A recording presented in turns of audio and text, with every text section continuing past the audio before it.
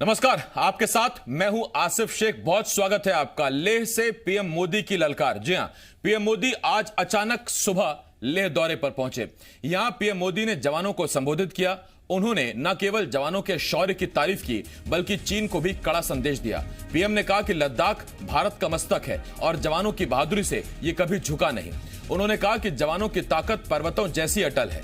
PM ने कहा कि भारतीय जवानों की ताकत का लोहा पूरी दुनिया मानती है। उन्होंने गलवान में शहीद हुए जवानों को श्रद्धांजलि दी। साथ ही चीन को कड़ा संदेश देते हुए कहा, अब विस्तारवाद का युग खत्म हो गया, अब विकासवाद से ही बेहतर भविष्य तैयार होगा। इससे पहले पीएम मोदी ने गलवान में चीनी सैनिकों से झड़प में घायल हुए जवानों से भी मुलाकात की। पीएम मोदी के दौरे से दोहरा असर पड़ा है। इससे न केवल जवानों का हौसला बढ़ा है, बल्कि चीन को भी कड़ा संदेश गया।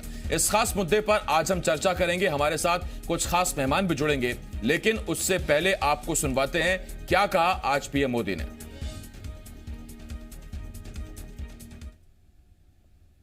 जिन कठिन परिस्थितियों में जिस ऊंचाई पर आप मां भारती की ढाल बन करके उसकी रक्षा करते हैं, और ये तस्वीरें पीएम मोदी ने क्या कहा ये तो हम आपको सुनाएंगे, लेकिन ये तस्वीरें हम आपको दिखा रहे हैं और ये ताजा तस्वीरें हैं। और आप देखिए, ये वो तमाम हमारे वीर जवान हैं जो गलवान में चीनी सैनिकों से हुई खूनी संघर्ष में उनको मुंहतोड़ जवाब देकर आए हैं। घायल जवान इस वक्त स्वास्थ्य लाभ ले रहे हैं, उनका इलाज चल रहा है। अस्पताल में उन जवानों से मिलने के लिए पीएम मोदी पहुंचे हैं। और आपको याद होगा कि अब से एक हफ्ते पहले सेना अध्यक्ष एम नरवणे जवानों से मुलाकात कर चुके हैं, उन्हीं जवानों से। और ये मिलिट्री हॉस्पिटल है और अब पीएम सभी जवानों से बात कर रहे हैं, संबोधित कर रहे हैं। मैंने कुछ दिन पहले भी कहा था कि जो वीर हमें छोड़ के चले गए हैं वे भी ऐसे ही नहीं है। आप सबने मिलकर के करारा जवाब भी दिया। शायद आप घायल है, अस्पताल में है, इसलिए शायद आपको अंदाज नहीं आता होगा, लेकिन 130 करोड़ देशवासी आपके प्रति बहुत ही गौरव अनुभव कर रहे हैं। आपके इस साहस, शौर्य हमारी पूरी नई पीढ़ी को प्रेरणा दे रही है। और इसलिए आपका ये पराक्रम, आपका ये शौर्य और आपने जो रक्त बहाया है वो हमारी युवा पीढ़ी को, हमारे देशवासियों को आने वाले लंबे अरसे तक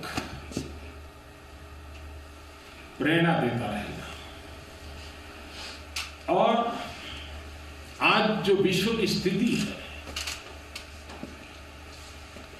वहां जब ये मैसेज जाता है कि भारत के वीर जवान ये पराक्रम दिखाते हैं,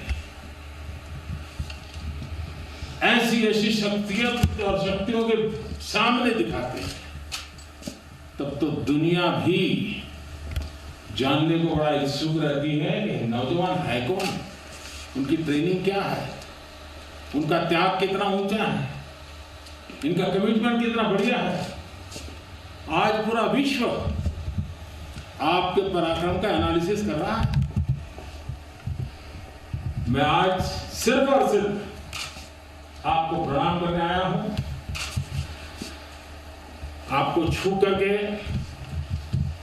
आपको देख करके एक ऊर्जा लेकर के जाऊंगा, एक प्रेरणा लेकर के जा रहा हूं।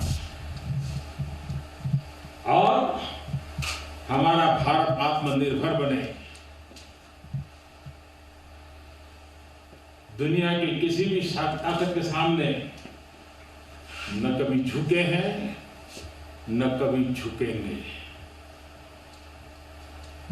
और ये बात मैं बोल पा रहा हूं, आप जैसे वीर पराक्रमी साथियों के लाभ मैं आपको तो प्रणाम करता हूं, आपको जन्म देने वाली आपकी वीर माताओं को भी प्रणाम करता हूं। शत शत नमन करता हूं माताओं को, जिन्होंने आप जैसे वीर योद्धाओं को जन्म दिया है, पाला पोसा है, लालन पालन किया है और देश के लिए दे दिया है। उन माताओं का जितना गौरव करें, उनको जितना सर झुका करके नमन करें, इतना कम है। फिर एक बार साथियों, आप बहुत जल्द ठीक हो जाए, स्वास्थ्य लाभ हो और पुनश्च हरिओम, पुनश्च हरिओम। इसी मिजाज के साथ आओ हम सब मिल करके चल पड़ेंगे। भारत माता की जय। तो ये ताज़ा तस्वीरें इस वक्त हमने आपको दिखाई, जहां सेना के अस्पताल में जाकर उन वीर घायल जवानों से पीएम मोदी ने मुलाकात की, जो गलवान घाटी में चीनी सैनिकों के साथ हुई झड़प में घायल हुए थे, और उनको मुंह तोड़ जवाब देकर ये जवान आए हैं। अपने साथियों को खोने का गम भी इनकी आंखों में है, लेकिन फक्र भी है कि हड्डी टूटी, घायल हुए, लेकिन देश की 1 इंच जमीन जाने नहीं दी। सीधा हम अपने मेहमानों के पास चल रहे हैं। इस वक्त 3 खास मेहमान हमारे साथ जुड़ रहे हैं। हमारे साथ देहरादून से मेजर जनरल एस सभरवाल साहब जुड़ रहे हैं। जनरल साहब, बहुत बहुत स्वागत है आपका। जय हिंद। इसके साथ साथ बीजेपी प्रवक्ता राजेश सोलंकी जी हमारे साथ जुड़ रहे हैं, और साथ ही साथ कांग्रेस से हर्षद शर्मा जी हमारे साथ हैं। हर्षद जी, आपका बहुत स्वागत है। राजेश जी, आपका भी बहुत बहुत स्वागत है। लेकिन सबसे पहले जनरल साहब आपके पास आ रहा हूं। जनरल साहब, एक जो सैनिक तैनात है बॉर्डर पर, उसको अचानक, उसको पहले नहीं पता होता है, वो तैयार नहीं होता है, अचानक एक सरप्राइज विजिट होती है और फिर वो देश के प्रधानमंत्री को अपनी आंखों के सामने देखता है, वो भी ऐसी टेंस सिचुएशन में, तब जबकि उसको मोराल की भी उतनी ही जरूरत है जितनी की एम्यूनिशन की, यानी कि जितनी उसको गोलियों की जरूरत है उतनी ही उसको ताकत की जरूरत है। ये कितना बड़ा सरप्राइज और कितना पॉजिटिव फैक्टर है वहां मौजूद हर जवान के लिए?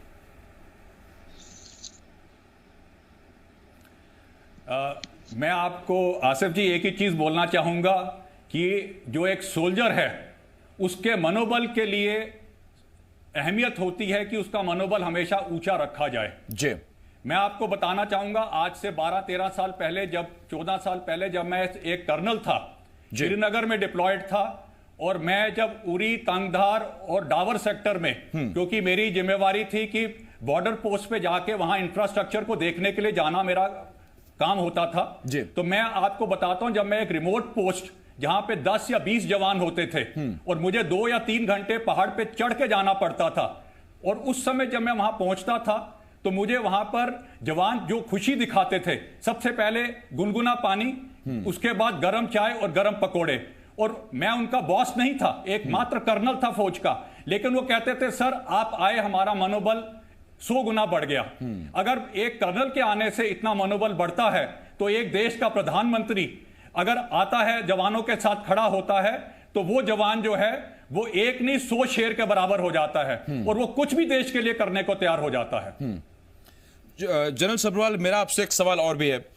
जो जानकार हैं, जो एनालिसिस कर रहे हैं, वो कह रहे हैं इसके दोधारी तलवार है ये दौरा। इसके 2 संदेश गए। एक तरफ जहां बॉर्डर पर, पोस्ट पर तैनात जवानों का मोराल हाई हुआ, तो दूसरी तरफ पड़ोसी मुल्क ने भी देख लिया कि दिवाली होगी तो पीएम जवानों के साथ जाकर मनाएंगे, अगर कोई टेंस सिचुएशन होगी, जवानों का मोराल कहीं से भी डाउन होगा, तो पीएम वहां खुद पहुंच जाएंगे, और वहां कोई मोटिवेटर नहीं पहुंचेगा, वहां खुद पीएम पहुंचेंगे मोटिवेटर की भूमिका में, और वो जाकर जवानों से मिलेंगे, उनको बताएंगे कि 130 करोड़ भारतवासियों के घरों में आपकी शौर्य गाथाएं गूंजती हैं।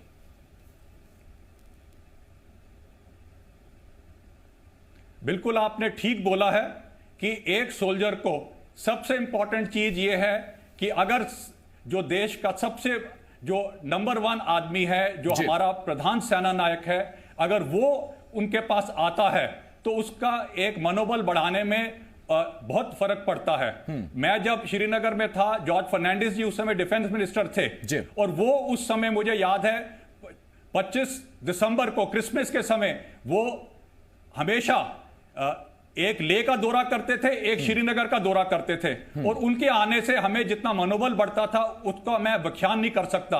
और अगर आज देश के खुद प्रधानमंत्री, और जब मैं अभी उनका वीडियो क्लिप देख रहा हूं तो मुझे लगता नहीं कि मतलब एक जो ह्यूमिलिटी प्रधानमंत्री जी ने दिखाई है, जिस तरह से उन्होंने संबोधन किया अपने जवानों को, वो एक उस तरह से मैं उसको कंपेयर कर सकता हूं जैसे कि एक आमों से लदा हुआ जो पेड़ है जो झुका है, वो उस तरह से वो अपने आप को शो करते हैं। इससे आप देख सकते हैं कि देश का जवान जो है उसे पता है कि ना केवल प्रधानमंत्री पर 130 करोड़ उनके पीछे हैं। और ऐसे के बीच में किसी का भी चौड़ा जो सीना जो है वो 56 इंच का अपने आप ही हो जाएगा और वो दुश्मन को चाहे उसकी बिल से जाके क्यों ना निकालना पड़े, निकाल के उसको खदेड़ेगा। ठीक, जनरल सब्रवाल मैं आपके पास आ रहा हूं। हमारे साथ दो सियासी मेहमान भी हैं और उनसे उनका पक्ष मैं जान लेता हूं।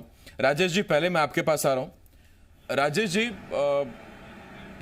यूं तो देखिए, अगर वैसे तो प्रधानमंत्री पूरे देश के हैं, लेकिन बीजेपी जाहिर तौर पर इस दौरे से भी खुश होगी, पीएम के वहां जाने से भी खुश होगी। क्या संदेश पूरे देश में और खास तौर पर पड़ोसी मुल्क को गया है इस दौरे से?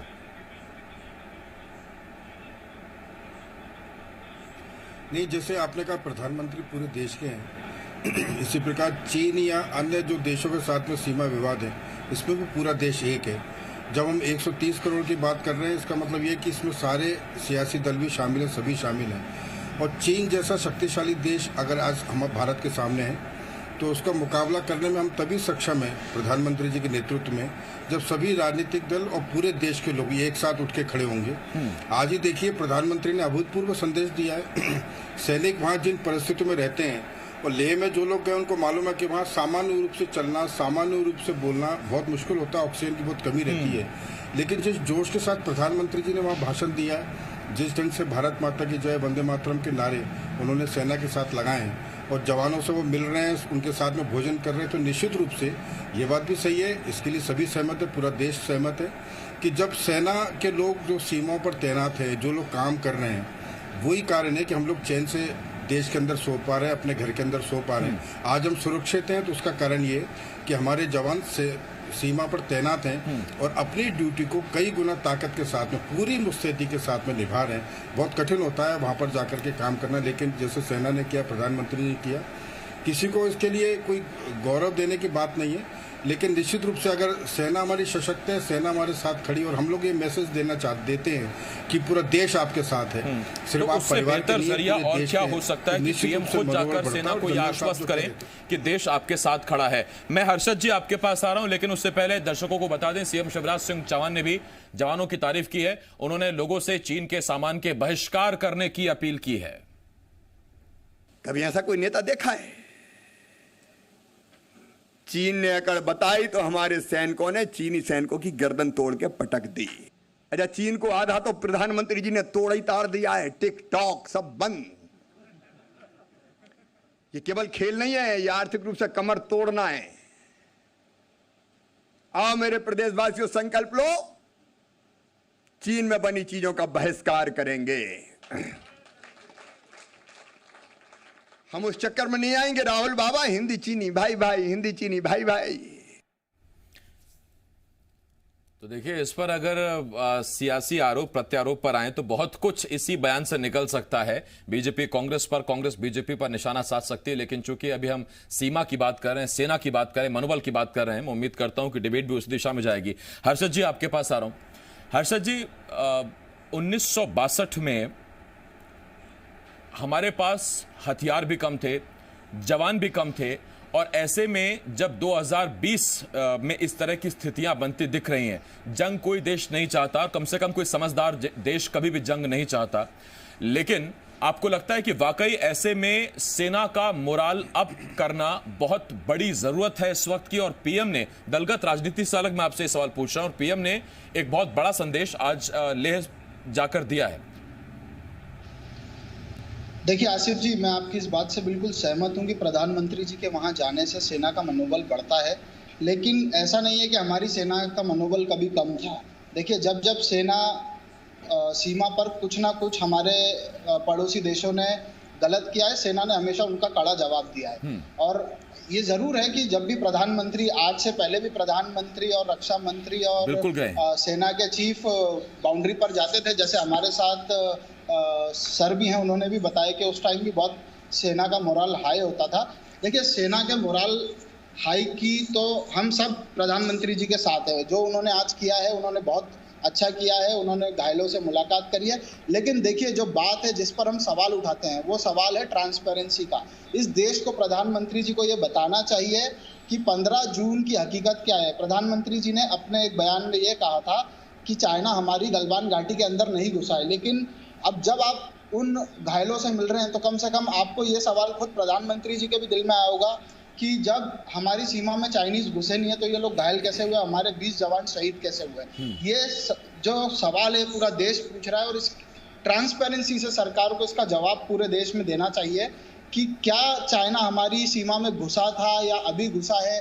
देखिए, आज की भी मैं आपको एक अपडेट बता रहा हूँ कि हमारी एक जो सीमा है उसमें 8 किलोमीटर अंदर तक चाइना ने साइन बोर्ड्स आकर लगा दिए हैं, ये पेंगोंग लेक के अंदर।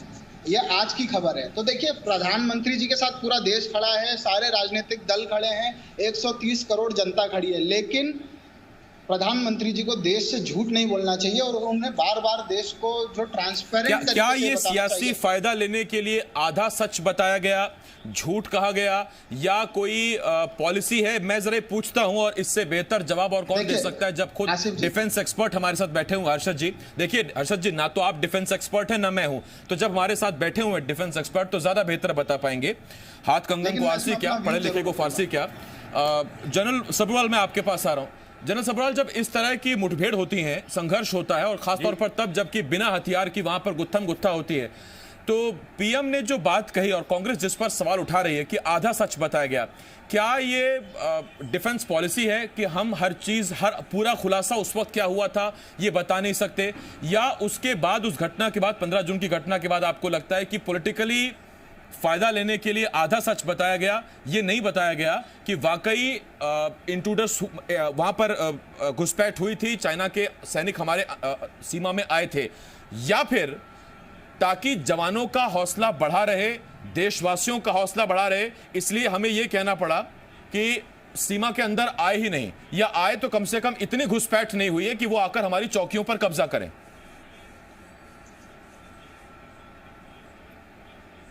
देखिए, मैं आपको एक चीज बताना चाहूंगा इससे पहले कि मैं आपके सवालों का जवाब दूं। जी, पहली चीज तो ये है कि ये जो 3500 किलोमीटर की जो LAC हमारे इस एरिया में है, इसमें कुछ एक एरियाज हैं जो दोनों साइड अपना मानती हैं। उन एरियाज के बीच में वो भी पेट्रोलिंग करते हैं और हम भी पेट्रोलिंग करते हैं जी। तो इसलिए जो अगर वो आके अपना कोई फ्लैग लगा गए, कुछ कर गए, ये पहले भी होता रहा है और अभी भी होता रहेगा।